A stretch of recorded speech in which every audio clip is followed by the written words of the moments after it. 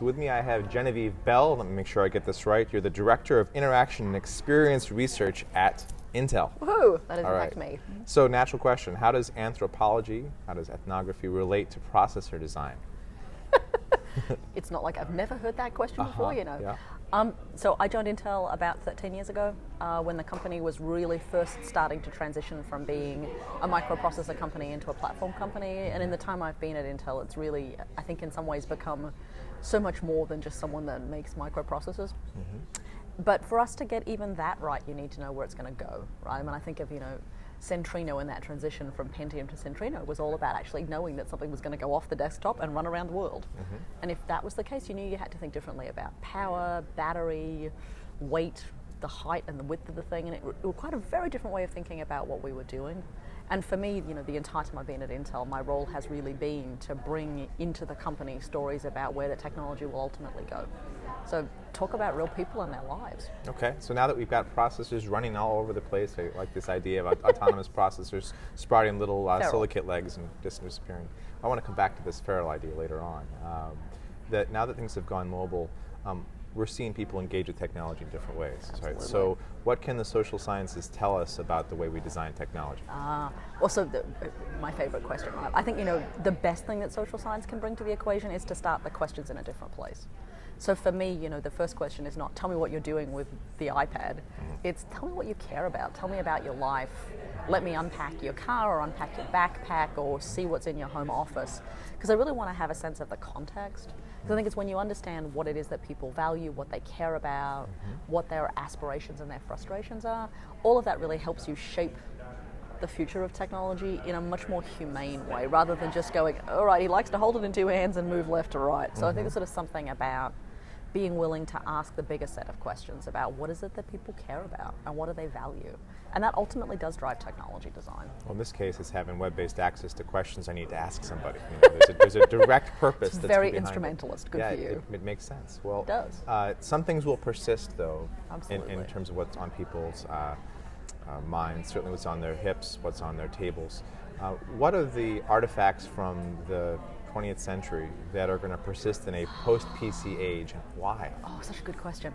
I like to think of those as being stubborn. What are the stubborn objects, or in sort of the social science parlance, what are stubborn artifacts? The things that all this new technology doesn't quite erase. And I think there are some of them that surprise us because of the stories we keep telling about their immediate demise. Paper. Paper is not going anywhere half as quickly as we think. I was sitting at a table earlier today and there was someone with his laptop decorated with Post-it notes. I said, why the Post-it notes? He's like, they're the things I need to think about immediately.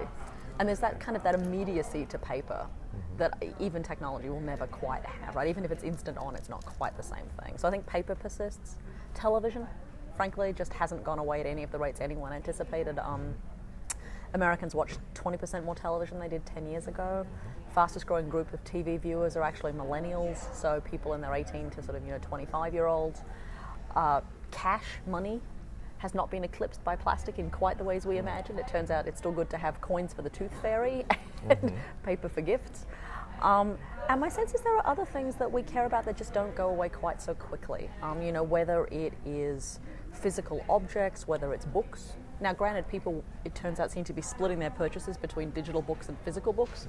And there are some interesting reasons about why both of those things happen. But my sense is that we imbue physical objects with meaning, and they do work for us that the digital ones don't quite get to. So I think there are these things that will linger, some of them over the millennia, and some of them in these ways where they're just really stubborn. It's not that they're lingering, it's just they're really entrenched. Well, I certainly have still a real empathic response to books that goes beyond just the simple utility. I've got books on here, but actually having this thing kind of useful. And certainly in power-deprived environments, it doesn't run out of juice or crash, which is very nice. And you can use it while the plane is taking off. Yes, they don't get upset about that. And I think it's, we forget sometimes the work those objects do for others. So I think it's been this really interesting ambivalence and tension with people in electronic books. As on the one hand, it means you can read things and not have to confess to being the thing that you're reading. On the other hand, we've lost our ability to brag with others about what we're reading, so the complexity of the book is kind of invisible to others, and that sense when you went to visit people's homes, when you spoke to people. You could eyeball what they were reading and have a sense of who they were, look at their bookshelf, look at their music collection. And we have this interesting kind of moment where much of the way we used to talk to other people is being dematerialized, and we're struggling to find ways to sort of rematerialize that again, right? So speaking of rematerialization, I think a lot about how we're organizing our information, personal data, et cetera. How do you anticipate the next generation of interfaces evolving? And I ask because I know children will, as Clay Shirky's famously described, ask where the mouse is, on a given device. And now I'm actually seeing sort of a whole genre of movies of where children tap and push on magazines or newspapers. They're trying to interact with it because they've had the different tablet experience. What's the next generation of that going to look like? So interesting. I think it's always dangerous to imagine that kids are the only ones who have their expectations reshaped that way. I don't know how often you've stood in front of an ATM machine and banged on the glass because you expected it to be touchscreen. Only the ones that don't have cameras. Yeah, exactly. Only the ones where you don't go, what are you doing? And I think, we forget that even as adults, when a new interface comes along that's compelling, we switch to it almost instantaneously. I mean, I think, I'm hard pressed to find people who remember owning a bank book after ATM machines came along, because that was such an easy interface switch. Yeah. Why would you even go back to having a bank book, right? I think some of the challenges we have in the interface space are really unexpected, though. For better or for worse, our expectations of voice as an interface have been profoundly and completely shaped by nearly 100 years of science fiction. In movies, in books, on the big screen, and our expectation is complete and perfect natural language recognition, where accents don't matter, where objects appear, unless you're raised on British science fiction, in which case everything is broken. Let's imagine that's a different problem. A little more dystopia coming out Exactly. of that world. But that notion of things understanding speech means that consumers actually are really intolerant of flaws in speech recognition. It has to be above 99% accuracy for people to want to take it on board. By the same token, science fiction hasn't shaped our relationships to touch and gesture quite as much. Those are much more recent things in the kind of the canon of things we've been exposed to. And as a result, we'll tolerate latency and failure in a way that we simply haven't been able to in the visual, in the voice space. Of course, it's also the case that most of those things work really well when it's one person. It's really good when you're talking to the thing and you're gesturing to the thing. As soon as you bring someone else into the equation, it gets infinitely more complicated. So 2 people sitting on a sofa, attempting to work out who should control the television via gesture or voice or any other form of haptics is a really complicated problem that isn't just about a technical problem, right? It's about social dynamics and social power. And for me, the most interesting things that happen moving forward in the interface space is really about how do we start to imagine devices that have more than one user, objects that have more than one point of engagement, and this kind of blending of different sorts of interfaces. And we've already seen that in the kind of this space, right? This blends a traditional keyboard with gesture, with oscillometrics, and my sense is that we're going to see these increasingly interesting interleaving of multiple interfaces. You just dropped a big word, oscillometrics. It knows which way it is. The accelerometer. Thank you. And oscillometrics, but also where things are in time and space. Right? All right. I like to pull those out every now and then. Thank it's you very a much. holdover from my old editing days. So last question. When you say the internet is going to become or is becoming more feral, what do you mean? Oh, this is going to haunt me forever.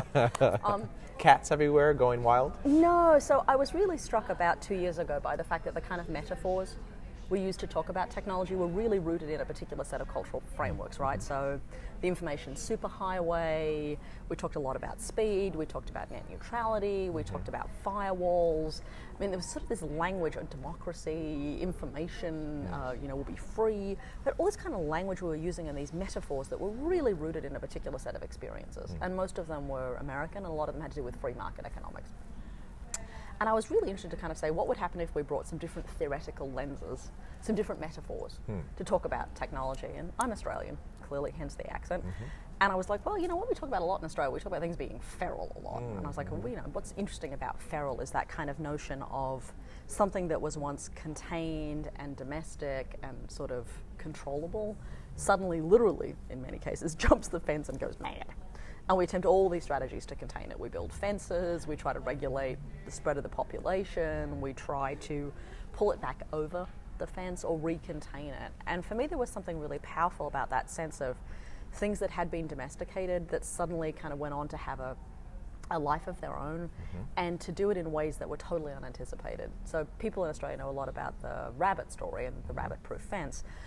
We also have a camel story that's even more kind of extraordinary, right? Australia got camels in the 1840s for the sake of exploration and then for moving goods and services around. And when the Model T Ford came along in the 20s, camels stopped being really a viable option and were released into the wild in Australia, and then people kind of forgot about them. It's a big country. We now have 1.5 million camels in Australia. So in basically a 100-year period, the camels we forgot about went on to become a fairly spectacular sort of influx of an invasive species in the middle of the country. And I was really interested in sort of thinking about what are the technologies that did that when we weren't paying attention. And I think mobile phones are one of them, right? They spread across the planet while we weren't really noticing. And I'm fascinated about what it means to think about the trajectories of technologies as not pursuing the technology, not pursuing the kind of the path we imagined, but instead ending up in these really unexpected places doing unexpected things. Okay, so unlocked cell phones are the feral camels of the internet. Is that how I should think about it? Well, I think televisions were certainly the feral devices of the 1950s and 1960s. Do I think that? Sometimes, yes. I mean, I think there's something about how we might imagine some different stories we tell, right? And I think being a little more careful about the histories of earlier technologies. I mean, I think you could just as easily make the case that the web, as we understood it, was the internet's first killer app. That if light bulbs were electricity's first killer app, and they were a hard sell because you needed to convince people that all the other forms of light they already had weren't as compelling as this light bulb. I usually go back to email as the original killer app. I'm stuck on that. On email? Yeah, I think that may be one too, right? But there's sort of something about if they're only the first, right? If the web or email were like light bulbs, what comes next? Because then what are going to be the moral equivalencies of refrigeration, of stadium lighting, of Christmas lights? What's next is a good place to end. Exactly. All right, that was Genevieve Bell from Intel. She'll be speaking here at the Web 2.0 Summit in San Francisco. Hope you're tuned into the live stream at web2summit.com.